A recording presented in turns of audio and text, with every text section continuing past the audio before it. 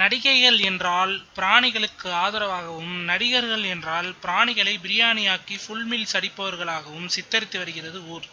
அதற்கேற்றாற்போல த்ரிஷா, நிகிதா பட்டேல், வித்யா பாலன் என்று ஜல்லிக்கட்டுக்கு எதிர்ப்பு தெரிவிக்கும் நடிகைகள் மதுரை பக்கத்து ஆசாமிகளிடம் வாங்கி கட்டிக் கொள்கிறார்கள்.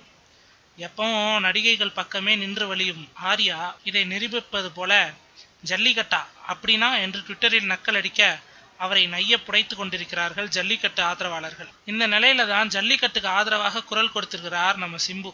நாங்களும் ஜல்லிக்கட்டுக்கு ஆதரவு தான், ஆனா கோர்ட்ல இருக்கே விஷயம் என்று கலந்து கொள்கிற மத்திய அரசு இந்த விஷயத்தில் பிள்ளையையும் கிள்ளிவிட்டு தொட்டிலையும் ஆட்டுவதாக புகார் கூறுகிறார்கள் மதுரை மக்கள்.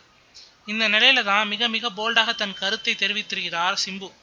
அவர் என்ன சொல்லியிருக்காருன்னா, ஜல்லிக்கட்டு என்பது தமிழர்களின் வீர உணர்வை பறைசாற்றும் கெத்தான விளையாட்டு மட்டுமல்ல, நம் நாட்டு மாட்டினங்கள் அழியாமல் காத்திடும் பாரம்பரிய முறை. ஆனால் உச்ச நீதிமன்ற தடை காரணமாக 2 ஆண்டுகளாக ஜல்லிக்கட்டு நடத்த முடியாமல் போய்விட்டது. நமது கலாச்சாரத்துக்கு எதிராக திணிக்கப்படும் எந்த சட்டமும் நமது தேசத்தின் இறையாண்மையை பாதிக்கும் என்பதை சம்பந்தப்பட்டவர்கள் உணர்வார்கள் என்று நம்புகிறேன். தனி ஒரு எஸ்டிஆராக மட்டுமே இந்த கருத்தை தெரிவிக்கவில்லை. இந்த மண்ணின் மைந்தனாக, இந்த மண்ணின் கலாச்சாரத்தையும் பண்பாட்டையும் போற்றும் ஒரு கடைநிலை தூதுவனாக கூட என் கருத்தை உறக்க தெரிவிக்கிறேன்.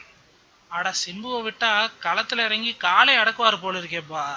பண்ணுவார் அவர் தான் எஸ்டிஆர் ஆச்சே.